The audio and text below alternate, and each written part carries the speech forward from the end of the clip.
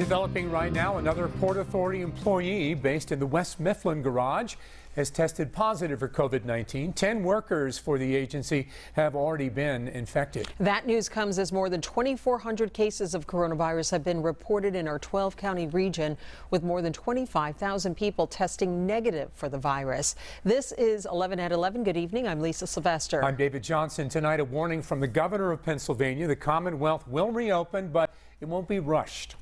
What we're trying to do is figure out how we can get back on our feet again, reopen Pennsylvania in a way that helps the economy but does not jeopardize the health and safety of Pennsylvanians.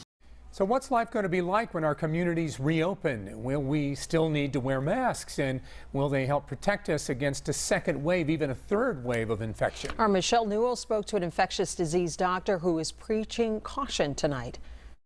In 2 weeks, we could see parts of Pennsylvania slowly reopen. You see what you have in terms of the case count, what's going on in terms of your hospital capacity, and then you do more. You do this in a controlled fashion. Dr. Amish Adalja is an infectious disease scholar working on the front lines of COVID-19. I have seen patients in the Pittsburgh area with COVID-19, and I also work a lot on the policy around COVID-19 at a national level at a think tank that I'm part of at Johns Hopkins. Dr. Adalja believes parts of Pennsylvania are ready to reopen, but there are concerns from leaders in some counties of southwestern Pennsylvania about whether or not people will migrate to the regions that reopen. As soon as you start to relax social distancing, you're going to get more cases. The question will be, will those cases be too much for the system to handle?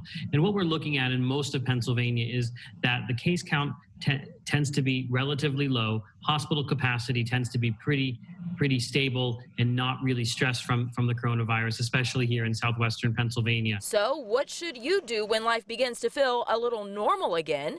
Governor Wolf and a number of doctors say you should still proceed with caution. It's still important that we do social distancing and that we take smart measures to try and avoid ourselves from getting infected. But Dr. Adalja says he has mixed feelings about masks. He says there is controversy over what type of circumstances of the silent spread goes on. That guidance has become something that's now become standard across the country, and it is sort of the price that we're paying to have some sort of reopening, because it does give people some sense of security, even though the science is not completely clear on whether or not they actually are effective. I'm Michelle Newell for Channel 11 News.